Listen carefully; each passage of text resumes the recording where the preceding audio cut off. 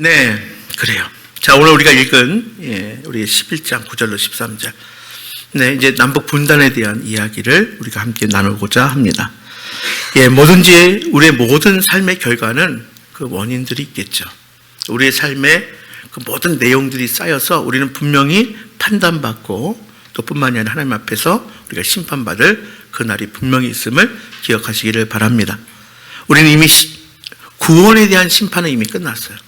여기는 조금 더 의심하지 마시기를 바랍니다. 이건 내 편에서가 아니라 은혜로 내가 예수를 주로 고백하고 내가 믿음으로 구원받았으니, 자, 그랬으니까 하나님께서 우리를 선택하셔서 이미 구원에 대한 심판은 끝났어요. 그러나 한 가지 더 있어요. 상급에 대한 심판이에요. 그래서 우리가 이 땅에서 믿음 생활하는 동안에 우리가 어떠한 삶을 살았는지 정말 하나님 앞에 딱 섰을 때 하나님 딱 이렇게 목에 좀 힘주고 그럴 것도 없지만 그건 그만한 거 아니에요? 그래서 우리가 하나님 앞에 섰을 때 판단받고 또 심판받는 사실을 기억하면서 우리가 이 땅을 살아가는 동안에 정말 예배할 때는 힘껏 예배하고요. 또 하나님의 귀한 말씀을 듣고 하나님께서 말씀하시는 것, 깨닫게 하시는 것 순종하며 살아가는 저희들 될 수 있기를 간절히 바랍니다.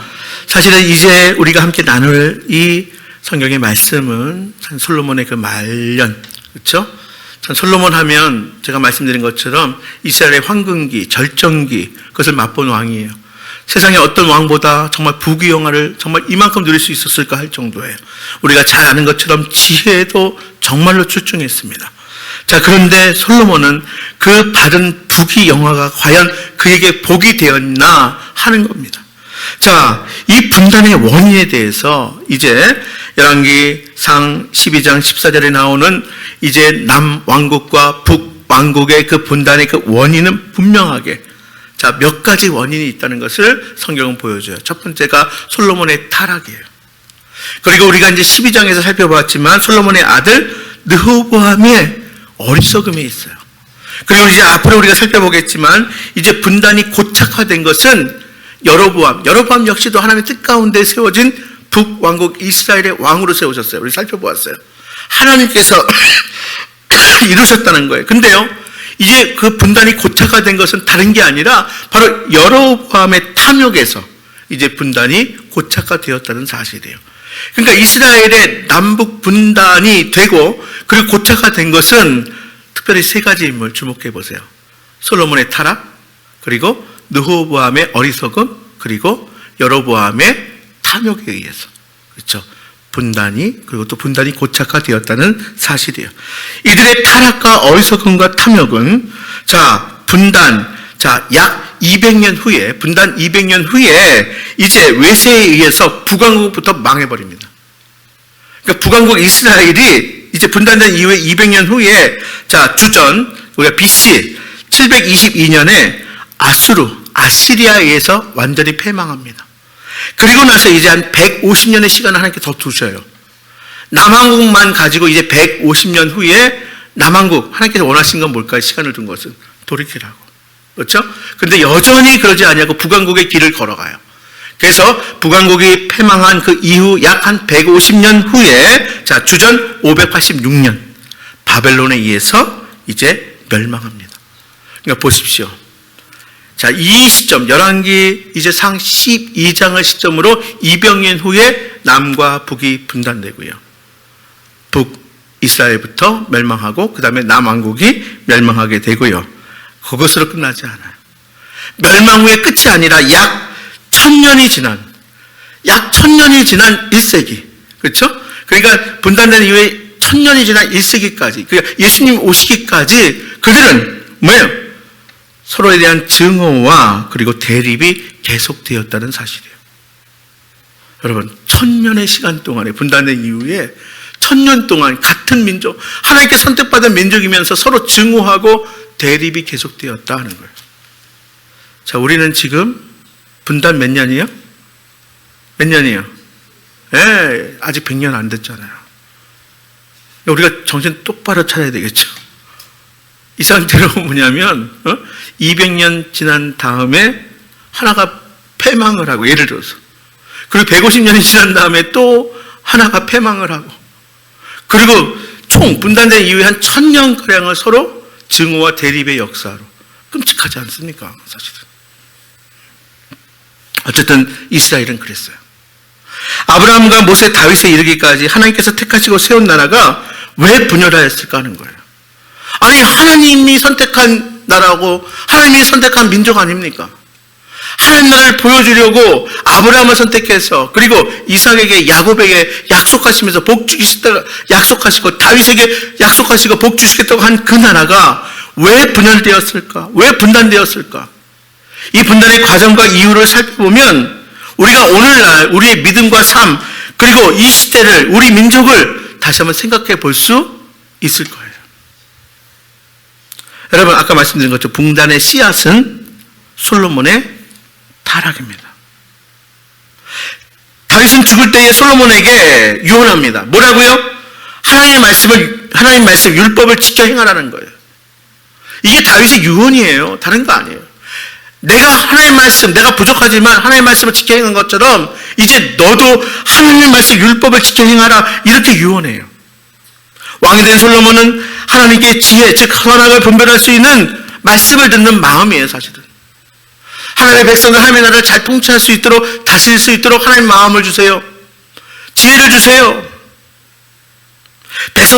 백성들의 소리를 듣는 넓은 마음을 주세요. 그거예요. 그게 지혜예요. 그것을 구합니다. 하나님은 그래서 하나님 마음에 들어서 지혜뿐만이 아니라 함께 부귀와 영화도 주겠다 약속하셨고 그대로 이루어 주십니다. 과연 솔로몬은 지혜로웠어요. 과연 솔로몬은 공평과 정의로 평화의 나라를 이루었어요. 솔로몬의 시대의 그 절정기, 황금기를 맞이했다는 것을 그것을 보여주는 거예요. 많은 사람들이 솔로몬의 지혜를 보려고 왔던 이유가 바로 그것이에요. 그러나 부귀와 영광이 주어지며 솔로몬은 급속히 타락했다는 사실이에요. 온 나라는 우상숭배와 고통으로 가득 차게 되었어요. 여러분, 솔로몬 말기에, 그렇죠? 그 백성들의 그 고역이 얼마나 고통스러웠는지 솔로몬의 아들 르호보암이 왕이 되자 백성들이 와서 요구하잖아요. 이게 솔로몬의 마지막 모습이에요, 이게. 하나님은 이스라엘 왕에 대해서 분명히 말씀하십니다. 병마를 두지 말라고요. 그러니까 군사력이 필요 없다는 거 아니에요. 의지하지 말라는 거예요. 은, 금 많이 두고 의지하지 말라 그래요. 경제력이에요. 예. 아내를 많이 두지 말아라. 이거는 어떤 성적인 타락하지 말아라, 이런 의미도 있지만, 아내를 왜 많이 두었습니까? 솔로몬은 나름대로 외교하려고 둔 거예요.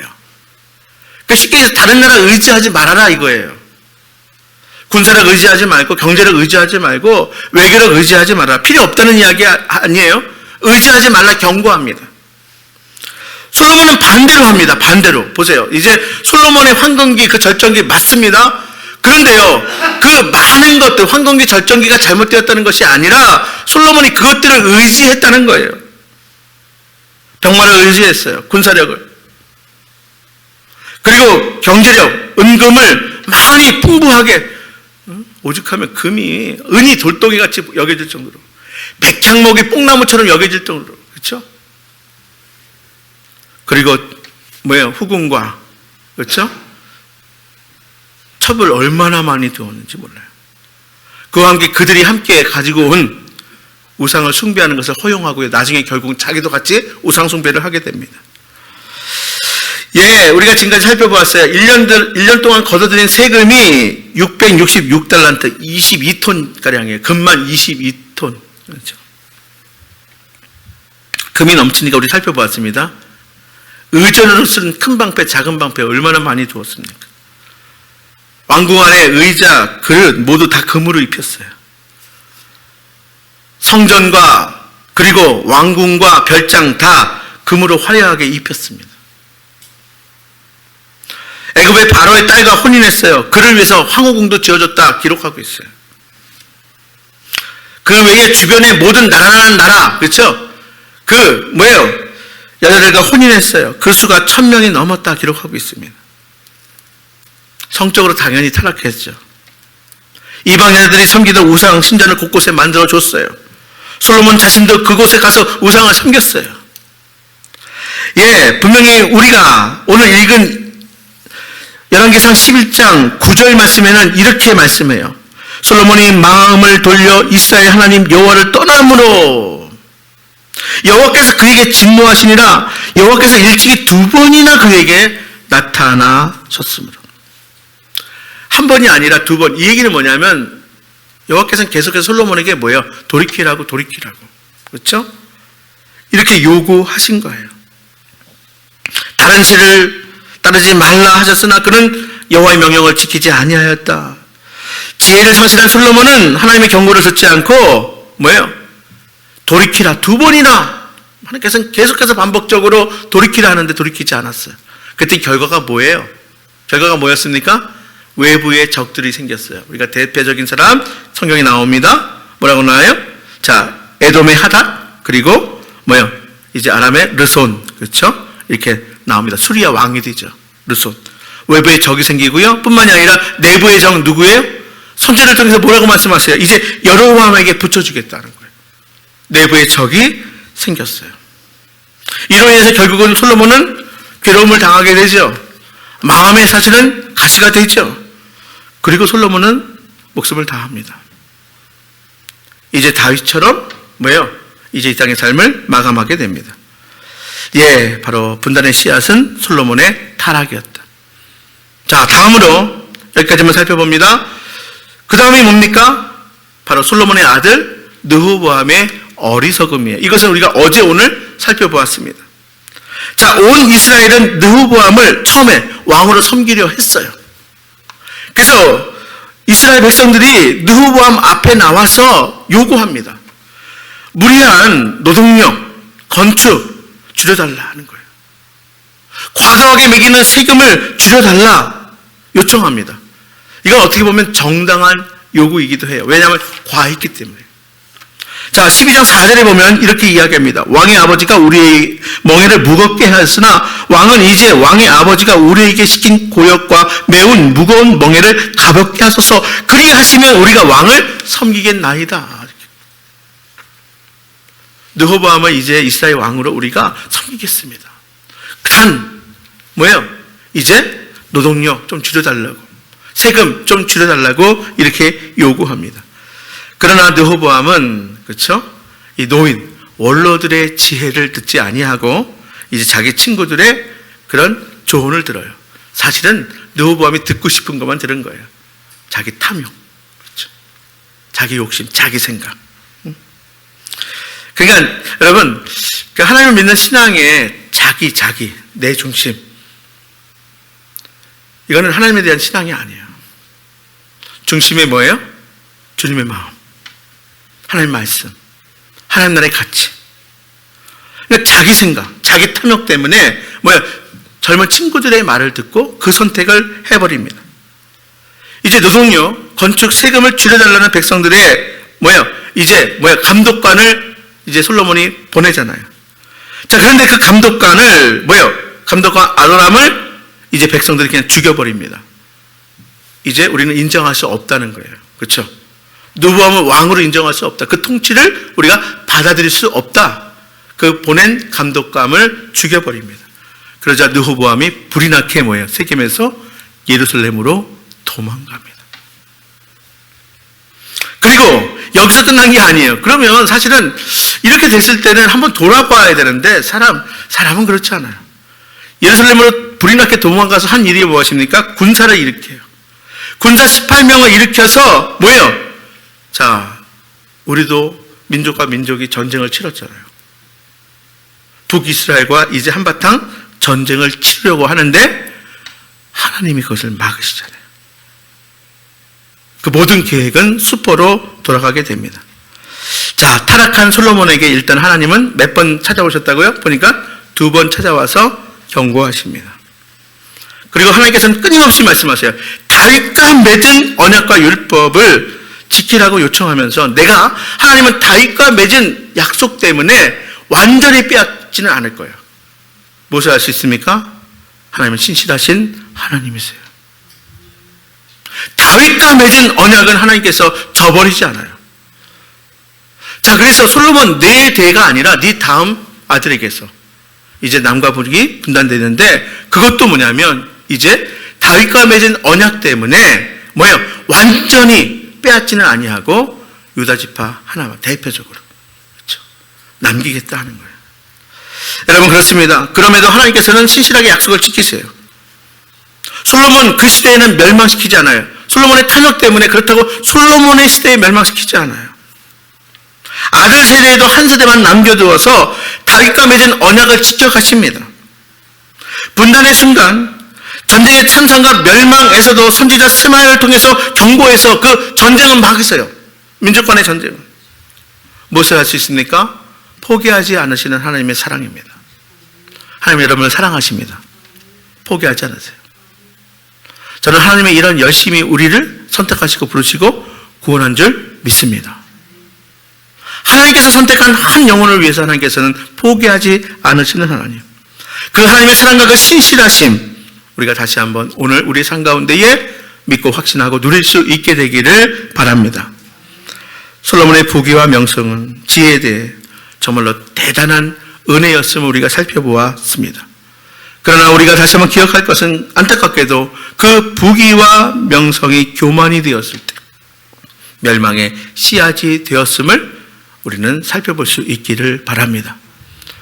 하나님께서는 우리에게 말씀을 통해서 지혜를 주시기를 원하십니다. 성령의 깨달음을 통해서 우리에게 지혜를 주시기를 원하십니다. 그러나 하나님의 말씀이 내 중심에 있지 아니하고 하나님이 내 마음의 중심으로 모셔드리지 아니하고 내가 중심이 되는 그 순간에 우리는 어리석은 삶을 살게 되는 것입니다. 우리는 말씀대로 말씀 따라 하나님의 마음의 중심에 두고 또 하나님의 마음을 품고 참으로 지혜로운 삶을 살 수 있게 되기를 바랍니다. 르호보암의 그 어리석음은 결국은 이제 분단을 향하여 그리고 이제 점점 분단이 고착화되면서 바로 여로보암 역시도 탐욕함으로 분단이 고착화되며 이제 이스라엘은 이제 그 하나님께서 주신 그 은혜를 저버리고 바로 분단된 나라 속에서 하나님이 그들에게 어떻게 사랑을 베푸시는지 어떻게 은혜를 포기하지 않으신지를 경험해가며 그들의 죄가 저지를 때마다 하나님께서 징계하시고 또 돌이키고 또 그리고 하나님의 용서를 받았을 때 또 그들이 또 하나님께 범죄함으로 돌이키고 마음을 돌이켜서 또 징계받으며 그런 역사가 반복되고 결국은 멸망으로 치닫는 이스라엘의 모습을 우리가 볼 수가 있습니다. 우리는 최근에 이제 팔레스틴 지역에 그렇죠? 네, 이스라엘과 그리고 팔레스틴 전쟁을 봅니다. 네, 거기 계신 분들이 제가 아는 지인분들도 있어요. 심상치 않다. 네, 우리 한국 분들이 다 이제 이스라엘에서 나가는 것을 권면받고 있다고 합니다. 현장에 있는 분들은 정말 심상치 않다 이렇게 이야기를 합니다. 단 한 번의 폭격으로 거의 뭐 이스라엘 700명 그리고 팔레스틴 한 500명 이상이 한 번에 사망했어요. 그러면 어떻게 해야 되겠습니까? 선과 무엇이 선 무엇이 악? 그게 아니라 정말 하나님께서 정말 우리를 불쌍히 여겨달라고 하나님의 귀한 역사에 우리가 더 순응하고 또 복종하고 나가는 저희 모두가 될 수 있기를 간절히 바랍니다. 부귀와 영화가 과연 복이 될 수 있는가? 네, 하나님께서 지혜로 그 결과로 은혜의 결과로 우리에게 주신 것을 정말 하나님의 귀한 뜻 가운데 하나님의 기쁨이 되는 우리 모든 삶이 될 수 있기를 간절히 바랍니다. 부귀와 명성이 교만이 되었을 때 오히려 뭐예요? 멸망의 씨앗이 될 수 있음을 기억하고 어리석음이야말로 우리를 멸망으로 치닫게 함을 우리가 기억하는 저희 모두가 될 수 있기를. 그래서 우리는 말씀 붙들고 함께 기도하며 나가기를 원합니다.